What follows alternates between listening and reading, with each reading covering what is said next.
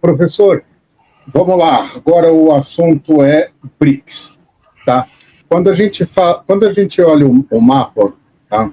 Da parte de finanças, da parte de negócios mesmo, também o business, a gente nota uma certa tendência, principalmente de uma influência muito forte da China ali na Ásia, tá? Incluindo ali a Coreia do Norte, Coreia do Sul, tá? A gente vê o Japão também está há 10 anos estagnado com sua economia. A gente observa também um crescimento muito grande por parte do Irã, tá? Ou seja, a região ela vem se desenvolvendo. Ao mesmo tempo, a China também vai se expandindo com o seu jeitinho chinês, tá? Claro, de fazer negócios, mas não se comprometendo em momento algum com o pagamento de nenhuma das dívidas públicas, das dívidas externas. Tá? Desse outro modo, a gente olha também para as contas dos Estados Unidos, a gente vê uma dívida pública muito alta, tá? Onde para eles é imprimir moeda e, a princípio, se resolve o problema. Mas o grande problema que a gente vê é a balança comercial norte-americana. Tá? Se a gente observar o déficit da balança comercial norte-americana, ele é gigante, e aí que vejo que é o grande problema que a gente vai ver daqui para frente dos Estados Unidos, porque ele, realmente, como você bem colocou aqui, se a gente for observar, ele não produz mais nada. Tá tudo, cada um produz, parece um grande corretor de imóveis ali, vendendo tudo, parece fazendo um serviço de corretagem de financiarização. Dentro desse cenário, como é que você analisando financeiramente, economicamente, como é que você vê esse BRICS dentro dessa guerra inteira? Porque se de um lado a gente vê a China expandindo a parte industrial, o desenvolvimento, e levando, muitas vezes investindo em outros países, esse desenvolvimento, tá? Mas não se metendo na parte da dívida pública, como é que você vê essa conciliação com essa outra guerra que os Estados Unidos vem propondo, que é a guerra financeira? Bom, tem vários temas aí. Primeiro, dizer que os Estados Unidos, a luta dele contra os BRICS é uma luta meio inglória, porque a população americana é de 300 milhões de habitantes, a população dos BRICS é de mais de 3 bilhões de habitantes. Então, a escala das economias dos BRICS é uma coisa descomunal. Né? Imagina, né? É claro que os BRICS são muito mais pobres do que os Estados Unidos, a renda média dos BRICS não chega a 10 mil dólares, enquanto que a renda média americana é de 60 mil dólares. Então, são 300 milhões de, vamos dizer assim, ricos contra 3 bilhões de pobres. Vamos colocar dessa maneira para meio caricatural. Mas mesmo que seja pobre, é muito pobre. 3 bilhões de pessoas é muita gente. E não é mais pobre. A renda per capita da China já é de 15 mil dólares por ano. É maior do que a brasileira. A renda per capita brasileira é de 10 mil dólares. A renda per capita da Índia ainda é muito baixa, é de 5 mil dólares. É a metade da brasileira. Tá? A Rússia não. A Rússia já tem uma renda per capita de 20 mil dólares. Certamente é o país mais rico dos BRICS relevantes. A África do Sul está ali também nos seus 10, 12 mil dólares, mas quando você soma toda essa galera de 3 bilhões de pessoas com uma renda média próxima de 10 mil dólares, você já chega numa economia que é maior do que os Estados Unidos e maior do que o G7 até. Porque se você colocar nessa conta os maiores países da Europa, eles têm populações pequenas também. A Alemanha tem 70, 80 milhões de pessoas, a França acho que umas 50 milhões, 60, a Espanha um pouco menos, Itália.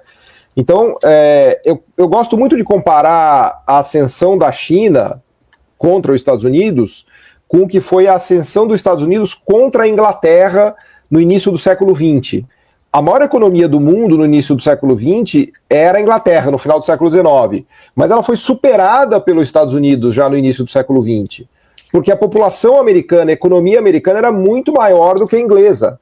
Então a Inglaterra era uma ilha, os Estados Unidos era um continente gigantesco. É por isso que os Estados Unidos superou a Inglaterra. Só que agora a China é maior que os Estados Unidos em termos de território, né, se não me falha a memória, um pouco maior, e muito maior em termos de população. Então, basta que a China continue crescendo um pouco, que ela já é maior do que os Estados Unidos quando a gente coloca uma taxa de câmbio mais equilibrada, que o economista chama de dólar PPP, e em dólares correntes, daqui uns 4, 5 anos ela já vai superar os Estados Unidos. Então é um mundo em que os BRICS são já são maiores do que os Estados Unidos. Né? É muito diferente do que era, por exemplo, no início dos 2000, em que todos os BRICS juntos não eram do tamanho dos Estados Unidos. Todos juntos.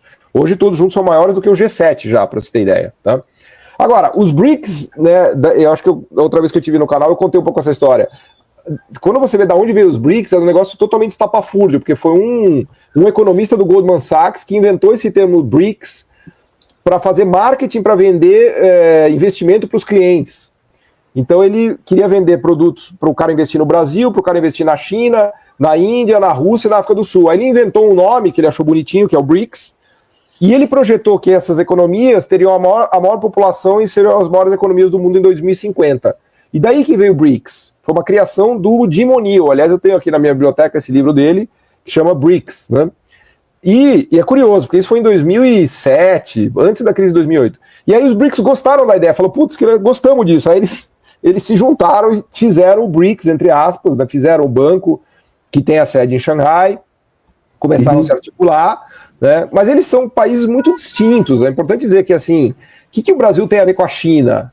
Ou o que a China tem a ver com a Índia? O que a Índia tem a ver com a Rússia? Então, eles não são homogêneos, mas eles estão se articulando, né? Como vocês falaram. Por exemplo, o Irã tem uma aliança hoje com a China que é impressionante, né? A China fez uma conexão com a Rússia via Irã. A China nunca esteve tão alinhada com a Rússia como está hoje, né? Então há uma articulação muito forte entre eles, né? E eles são, por exemplo, portanto, um grupo econômico fortíssimo. Agora, tem uma coisa que eles são muito ruim, que é moeda.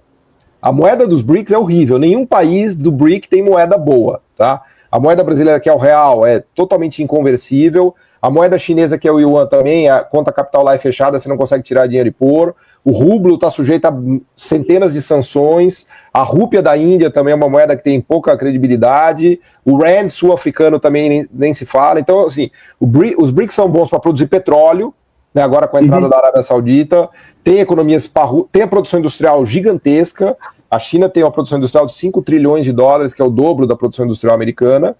Mas eles não têm moeda. O mercado financeiro deles para vocês terem ideia, o melhor mercado financeiro dos BRICS é o brasileiro. O mercado financeiro mais evoluído dos BRICS é a Faria Lima, é o Brasil.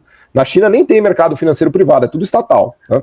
Então está muito longe deles terem uma moeda, esse tipo de coisa não vai acontecer. A moeda, a meu ver, continua sendo o dólar durante um bom tempo ainda. Tá?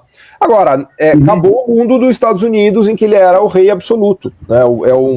É um livro muito bom daquele economista, o Branko Milanovic, que ele chamava o Capitalismo Alone, né, que era só os Estados Unidos, os anos 80 e 90, quando caiu o Muro de Berlim, caiu a União Soviética, caiu tudo, era os Estados Unidos onipotente. Não tinha nada para se contrapor aos Estados Unidos.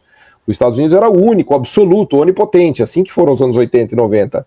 Agora não, 2025 é completamente diferente. Os Estados Unidos ele se depara com economias que são maiores do que a sua própria economia, né, um pouco do que eu contava aqui. A dependência dele, Estados Unidos, em relação a esses BRICS também é enorme. Ou seja, o Trump nem pode brigar com os BRICS. Nem os BRICS podem brigar com os Estados Unidos, porque os BRICS também dependem do mercado consumidor americano. Então o mundo está todo emprenhado, né?